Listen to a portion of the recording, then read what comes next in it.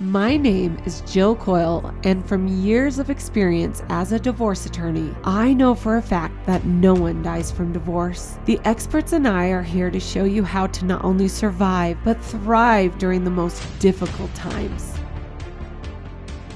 Welcome to another episode of No One Dies from Divorce. My special guest, Shelly Anderson, is here with me today. Hi, Shelly. Welcome to the show. Hi, I'm glad to be here. We're talking today about We Move Forward, and obviously we want to talk a lot about what it means to move forward in life, whether it's through tragedy or triumph. And I thought Shelly would be a perfect person to talk about this. So let me introduce you to my listeners. Shelly lives in northern Utah with her husband, Tim, and their two dogs, where she is a full-time caregiver for her mother. She has worked in long-term care for many years, so she is familiar with the need for grief counseling for adults. After researching the psychological effects of sorrow and trauma, she wrote a self-help book called We Move Forward, Surviving and Healing Through Loss, Divorce, and Grief to help others heal, grow, and learn. Shelly received her degree in child and human development. Sorry, it's Monday morning, and has 20 plus years of teaching experience. She is a certified life and transformation coach, as well as the CEO, owner, and practitioner of Rediscover You, an online space for healing, growing, and learning to find your authentic self. Yes. Amazing. Thank you, Shelly. I'm so excited to talk about this. I feel like this topic has to be talked about a lot about it. Like I said, it can be applied to lots of, I would say, situations in our life.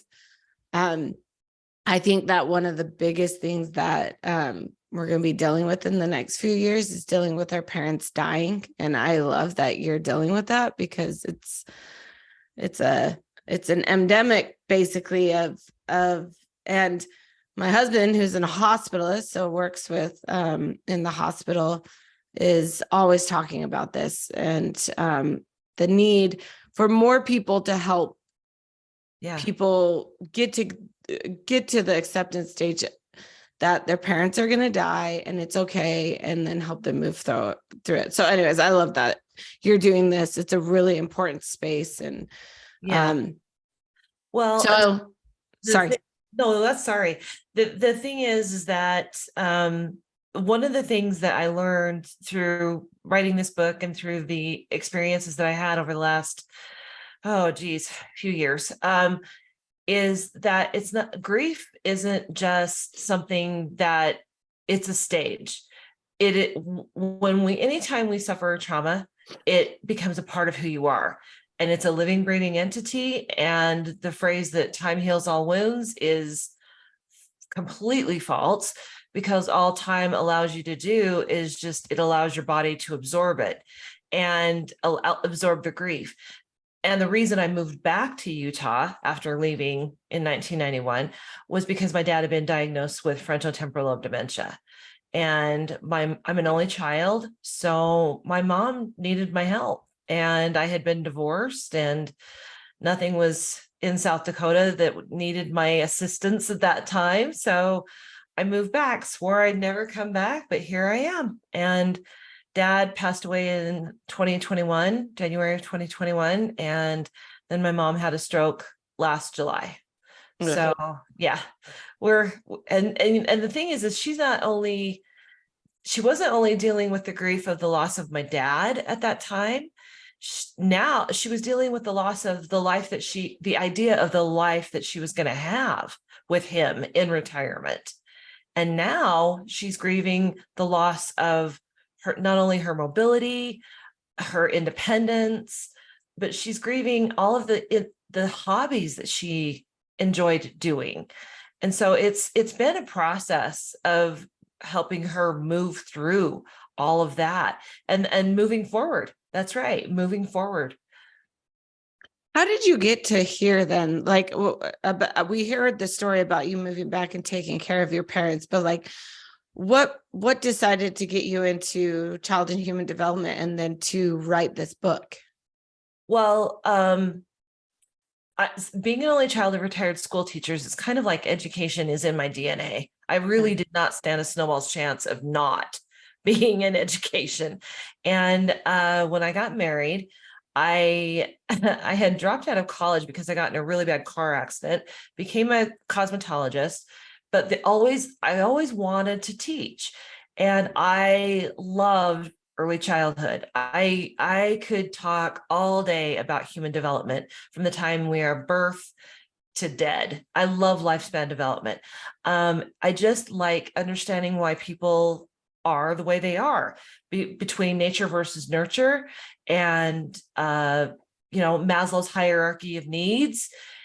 So I kept going to school during my first marriage, and in 2017 finally got my degree, and I was the lead director and teacher at a preschool. And I've always been interested in preschool.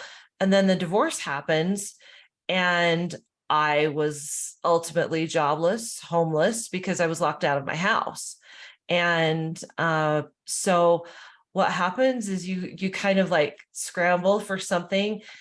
And I knew that in order for me to survive this divorce, as far as it was a battle, it was because when the ex left, my daughter went with him. He ultimately took her, and I didn't know where they were. And so I had to help myself to survive. So I knew that the only way that I was going to be able to do that was by getting out of myself and helping other people. And I found a local long-term care nursing facility and got a job as a CNA because they had paid training and insurance. And that's what I needed. I needed both of those. So through working at that job, I became more aware of, I had been working with young children with the first stage we are, and then I started working with elderly people. And the cycle of life is very circular. Mhm. We do become our childlike states. And I worked the evening shift. So it was the mom in me that wanted to put them all to bed and help them with dinner and things like that. Mhm. And I could see then they just needed to talk, and they helped me with their knowledge and their experience and their wisdom. When I was having really bad days, there was a pastor there who had just recently moved in when I started working at this long-term care facility. And in the beginning stages of me, I was abandoned in January, the end of January, and started working in the long-term care facility right at the end of February. And so I was still a hot, snotty mess when I started working there. And I walked into his room one night, and I was crying, and he said, "Are you okay?" And I said, "Oh, I will be fine. I'll be fine." And so I told him, I said, I just don't know what God's plan is for me anymore. I don't.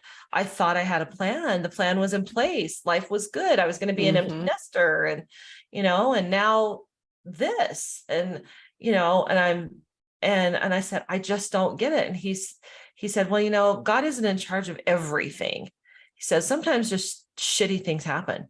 And Mhm. they do. Shitty things happen. And so I had to get to a point of, I knew I couldn't stay in the angry stage, so I had to forgive. And I knew that if I practiced gratitude for the small things I had, those slowly build upon each other. And it gets you to a place where you're past the anger. So in order to get me from And where I what was, can go I go ahead. a little bit more specific into the instance of your husband leaving with your daughter? Can you, because this could be very, very um, familiar to some of my listeners, and Yeah. I really want to hone in on that. Okay. Did you know that something like, did you know you were getting divorced? Did you know there was problems? Oh my gosh. No, we had just gotten back from Cancun. So it was January of 2018. No, he had a work trip to Cancun, and I caught a cold on the plane ride home. We got home January 24th of 2018, and I went to work. That was a Wednesday. I went to work Thursday and Friday. Saturday morning, I got up, which was the 27th of January. I got up and I went into his office, and he worked, he traveled for work, had a territory, and I went into his office, and he was just kind of like sifting through papers and things. And I said, I think I need to go to the doctor. And he said, well, he said, why don't you go soak in the tub? And then if you need to go after, I'll take you. And I was like, oh, okay. So he went into the bathroom, got the tub full of water, put Epsom salts in it, turned on the heater fan in the bathroom. And our bathroom was below our kitchen. We had a walkout house. He went in there, and I went to sleep for an hour and a half in the tub because I was just drained, and got out an hour and a half later, and I could hear the dog barking upstairs, but the dog barked all the time anyway. I got out of the tub, went into the closet to get dressed, and all of his clothes were gone. Like, it was emptied out. And I was like, okay. So I went into his office, his desk, his filing cabinets, his computer. He emptied out his office, and I was like, okay. And so I started calling him, and I ran up the stairs, and I talk about this in the book. I ran up the stairs like two at a time, and the adrenaline had kicked in. And I just remember saying, no, no, no, no, no, no. And I called, and he wouldn't answer. So I kept calling and calling, went into my daughter's room. All of her clothes were gone. The dog was gone. The dog bed was gone. The dog was gone. Everything that meant something to me was gone. And I said, where are you? How old was your daughter? 14. And she was a 14-year-old girl. So, it's like I have my oldest child is a girl. So I have girl, boy, girl. I have 3 kids. My oldest was at college in Virginia, and my son was actually on a mission. And so the 2 older kids were gone.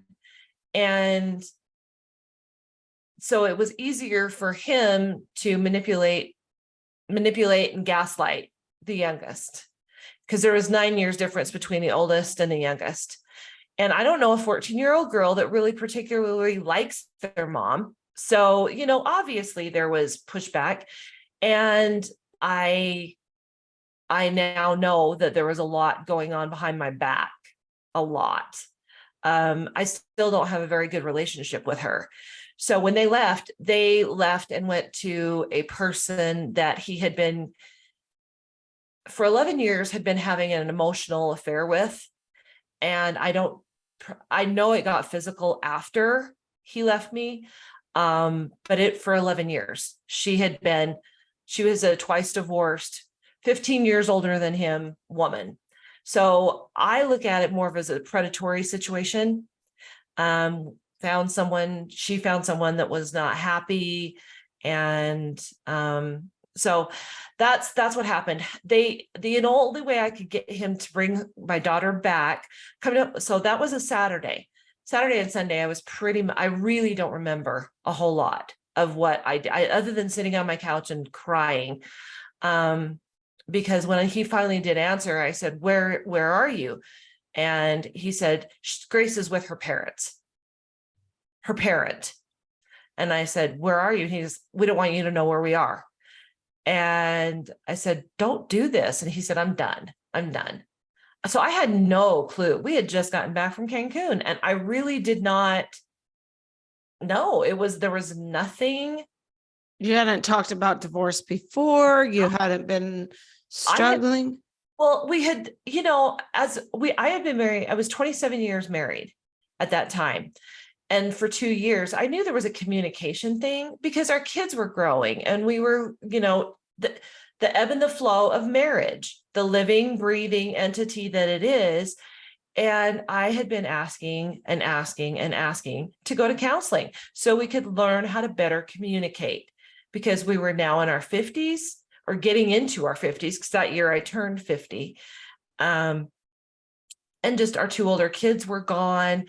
And I'm like, let's just go to counseling. I knew that was the problem, was the communication, Mhm. but he had checked out long before that because he had somewhere to go. And Right. I didn't know that. So there was definitely things going on behind my back that I did not know about. Right. So in order to get him to bring her back, I had to leave the house. I said, bring her back. So she has, because he was going to open enroll her into another school an hour away. So here she is, a 14-year-old girl. 14-year-old girls do not know the ramifications of choices that they make because their brain can't. The frontal cortex of their brain is shut down. They're in puberty. And so I said, just bring her back so she's familiar, in a familiar place with her friends. And he said, well, we're not coming back if you're still there. And I said, okay. And he said, in Sioux Falls, it's too close. So I packed my car with all my clothes. That was a Monday. And I came out to Utah for 3 weeks, but I hadn't even gotten across Wyoming, and he had already filed for divorce. So he had to have had the appointment made before he left, because the lawyer that he used was one of the most popular in Sioux Falls. And she was kind of booked up. So this had been in the works, and I was blindsided. I was truly blindsided. It just So, doesn't, and at the end of the day, like, it doesn't make sense. Like, if he wanted to leave, nothing's going to keep him to stay, but a conversation, like him feeling like he had to leave in secret, is just, I guess, his insecurity coming out full well, force. it was, well, there was insecurity and there was a lot of narcissism, lots of narcissism, because he had the excuse to leave, or he had the reason to leave. My daughter was the excuse. He said, I was the reason for all of her anxiety and all of her depression and all of her, no, there was an environment that was created in the home that he was definitely a part of, but taking responsibility for that was not in his wheelhouse, did not know how to do that, very passive aggressive, very passive aggressive. And as the divorce went on, I got to see more and more of the narcissistic tendencies that he displayed. Made it a pretty high conflict divorce.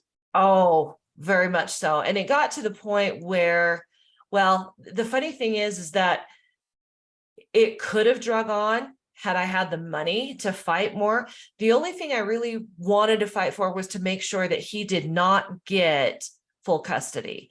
I made sure it was joint custody, but he never enforced it. Never enforced it. He would travel for work, leave her home alone for a week at a time at 14. But she wanted nothing to do with me because there was, again, I was the horrible human being. So they lived in an apartment complex where it was security. I couldn't get in. They wouldn't let me in. The thing that I guess that went over the hump of me knowing that I was not going to be able to see her, really have a relationship with her until she chose to do that, was January of 2019. He was leaving for another work trip, and I was supposed to have her for the week. Well, she didn't want that. She didn't want to have to leave her house. She didn't want anything uncomfortable and didn't want to have anything to do with me. And so I got a text the morning that she was supposed to come to my house, my apartment, that said that she didn't want to come and stay with me, and that he had called his mother to come down to stay with her.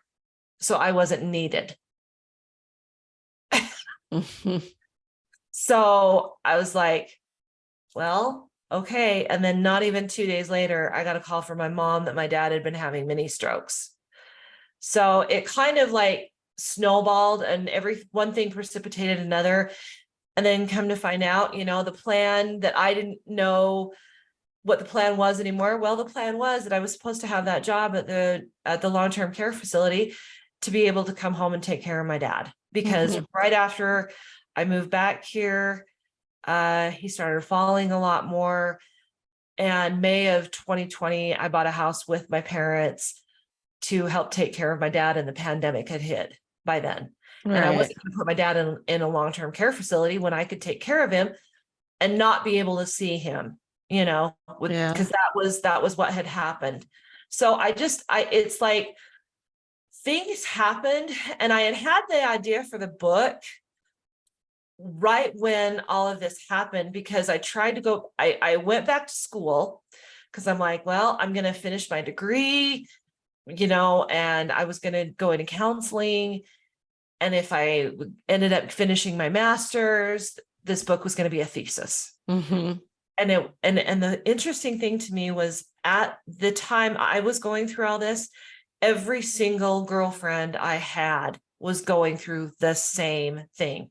Something happens in the late 40s, early 50s, when there's a shift, and it's a lot of Gen Xers, lots of Gen Xers. And then I move out to Utah, same thing. And I found that what was different between, I have one other girlfriend that she and I were going through the same support group. We actually were making sure that we were making ourselves better. We were healing, going through therapy, the life coaching, all of this stuff, was that we made sure we got out of the angry stage. Yeah.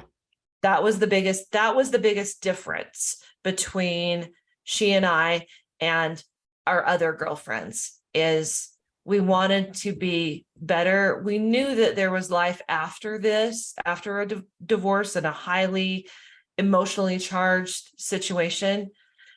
And I just knew I couldn't stay there. It would eat me alive. And Right. I was angry. I stayed angry. And I'm really glad I stayed angry during the process, because that fed my survival. Mm-hmm. Yeah.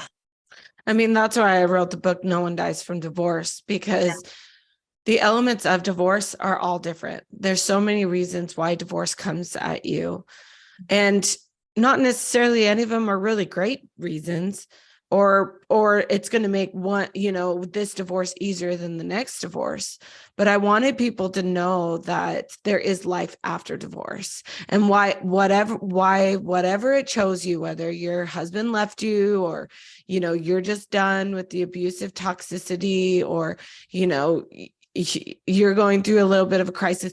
It doesn't matter. At the end of the day, if you can use the divorce instead of as a shameful thought process, and use it as an ability to become the best version of yourself, then you're opening yourself up to become the best you've ever been, and when you're in such a hard situation like yours, Shelly, I mean,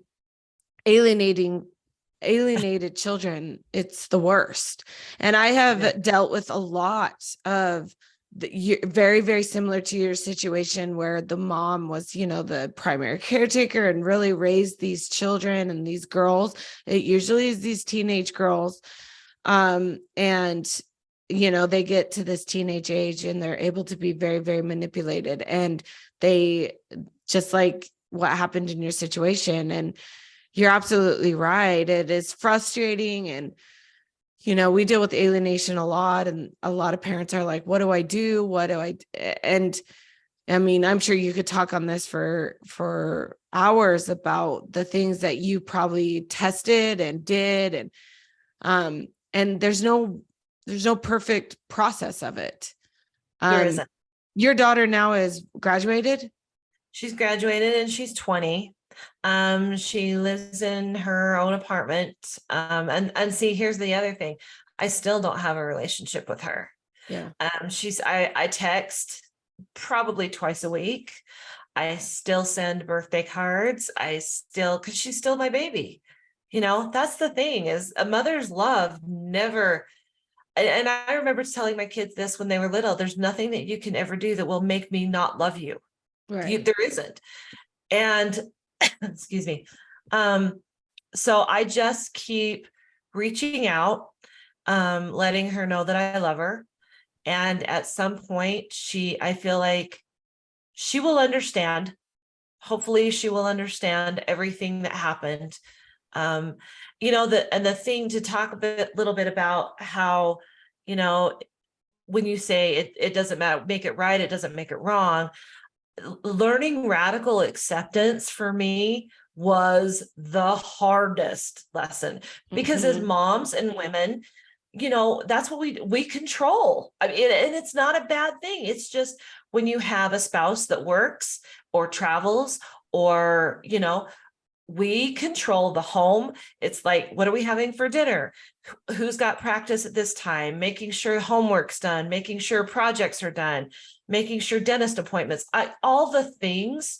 That's what moms do. And a lot of the time, spouses look at that as a bad thing, like we are controlling. Well, no, we're not controlling. We're controlling the home life so you can go do what you want to do with your career. But yet we're making sure everything else, so your life runs smoothly when you're at home. Yeah. And controlling isn't a bad thing. It's when it starts to filter into relationships. And I had to learn at that point in time when I was abandoned, and I say that word because that's literally what it was.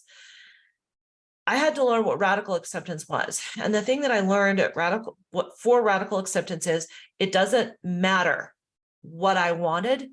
It didn't matter whether I wanted the divorce. It didn't matter whether I wanted to have my daughter in my life. I could not control them. The only person I could control was myself.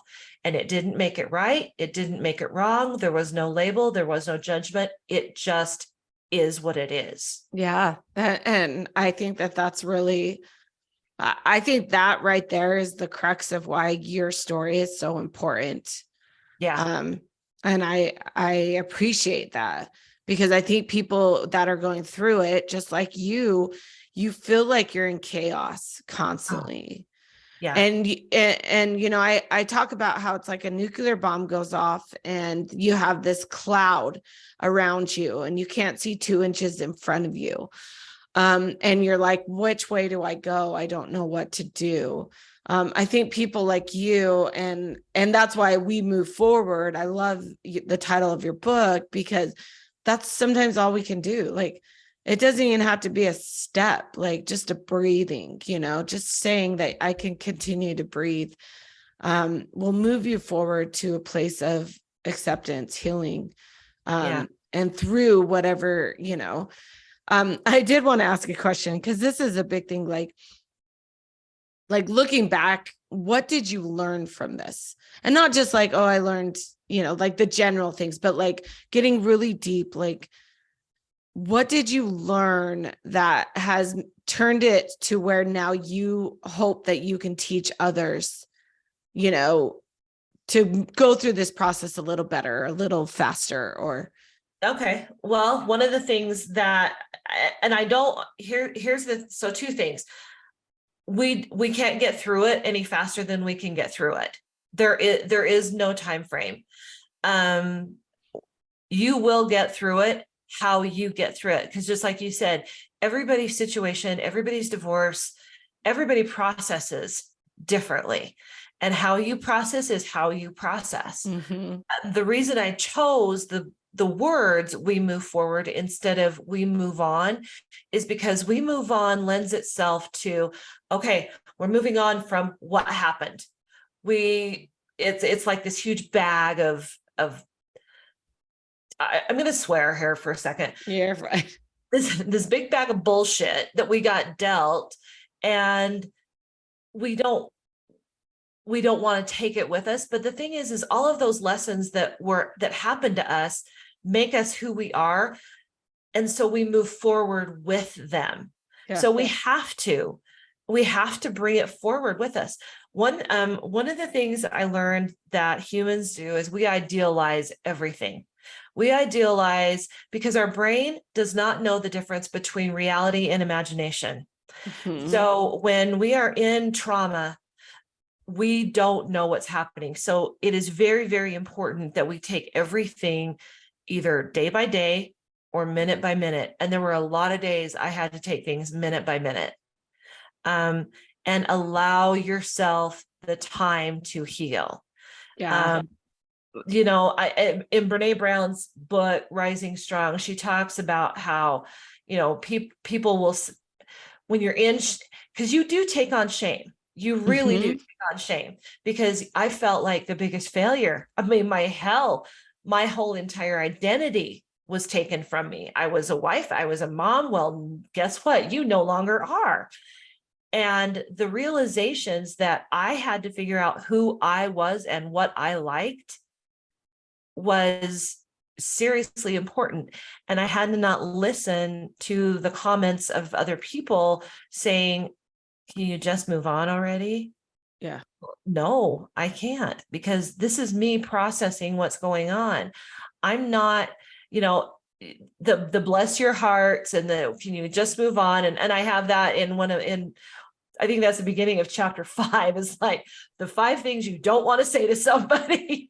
Is bless your heart or Bless your move. heart. Can't you just get over it? Yeah. Yeah. And the whole moving on, because usually it's like, oh, I'm so sorry for oh, and the phrase that, oh, we missed you today at church. That one, I just kind of wanted to like, oh, because that's usually, somebody just tilts their head, brushes your arm, and then they back away because they don't want to catch your sorrow, because, it's contagious. Yeah. So, it's like, you have to learn how to be strong.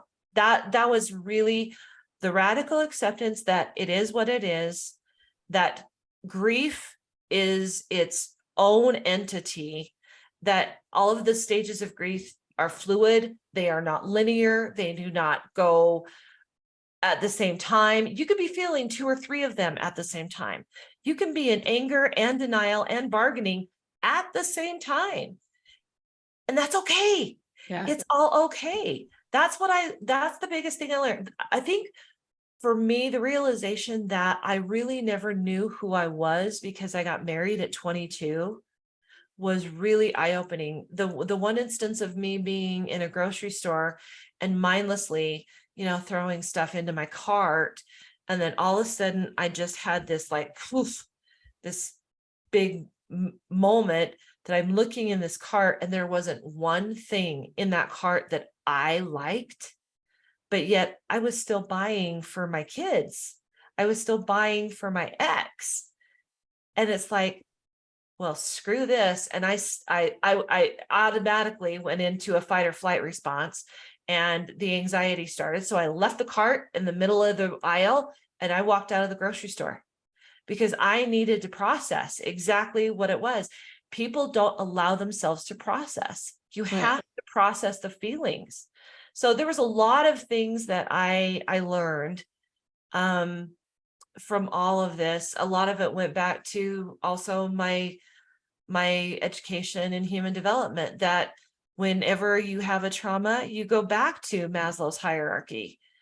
And it was so interesting to watch people and see which stage they were in, especially when I was in these support groups, helping lead small group lessons for the divorced people, and see which stages they were at. I knew exactly when I went through, when I went from, all right, my physiological needs are being met because I was homeless and I was jobless. All right. So I moved from that stage into, I need to feel safe. So when I found my own apartment, when I got over being afraid to be alone, all right, okay, I feel safe. I know I can do this on my own. Then I found my tribe. Then I found a place where I felt that I belonged. So that was the love and belonging. And then the self-esteem started to build. So each one of those stages of Maslow's hierarchy, it isn't just for children developing, it's for us. It's after any kind of trauma, we Yeah. go back to that. We have to go through all of those stages. I want to just talk about the difference of forgiveness and forgiving, because I think Forgiveness. forgiveness and forgiving.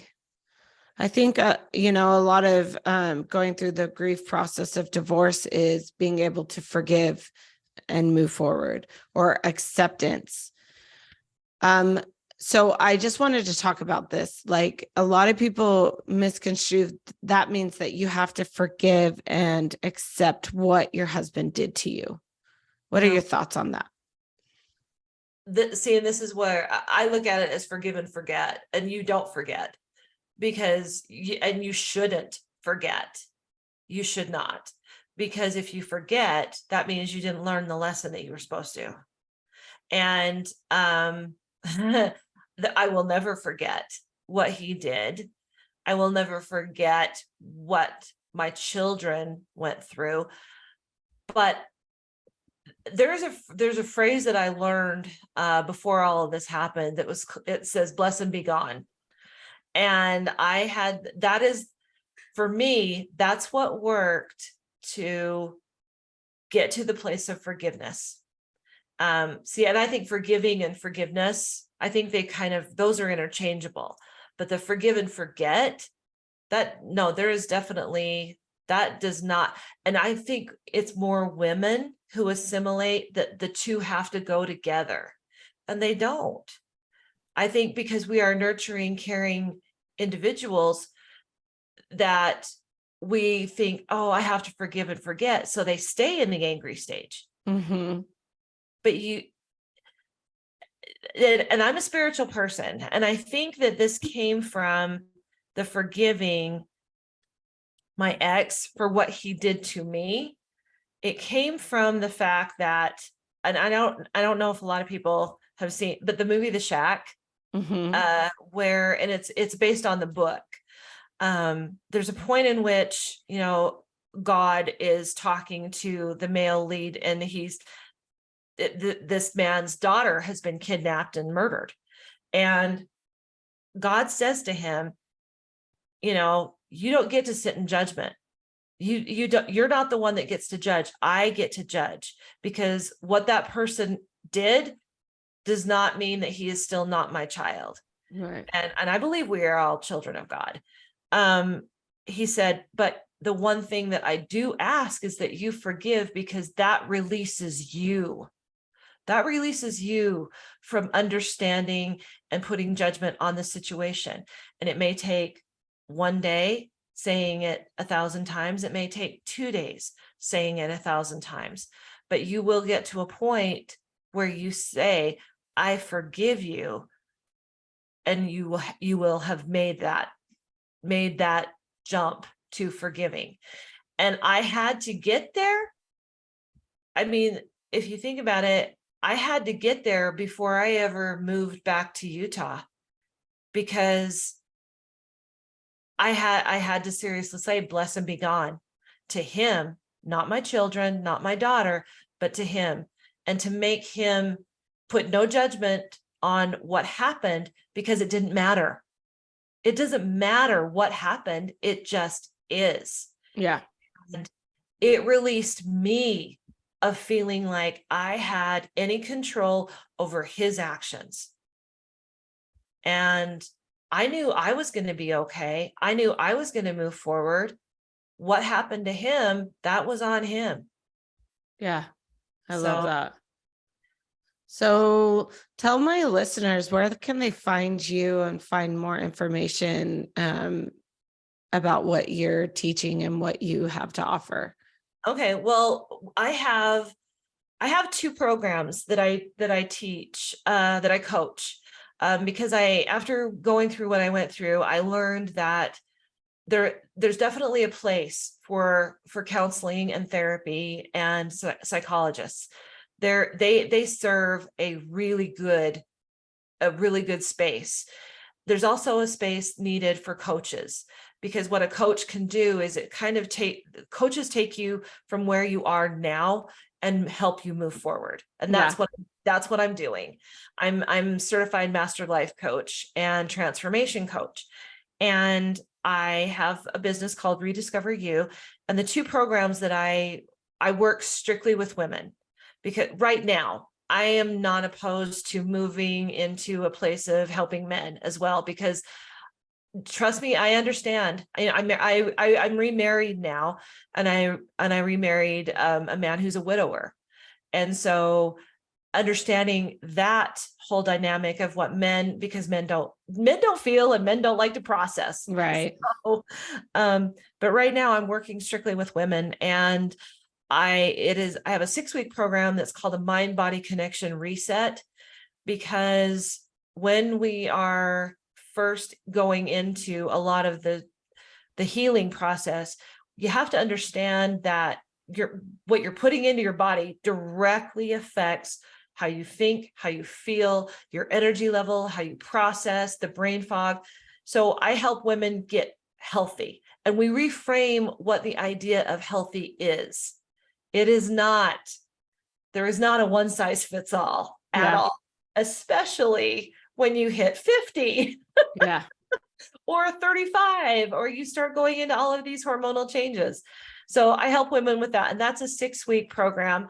I have an 8-week program that we use my book as a workbook, because if you notice, there's a lot of pages to write things in. We talk about radical acceptance. We talk about grief. We talk about anger, and dealing with anger.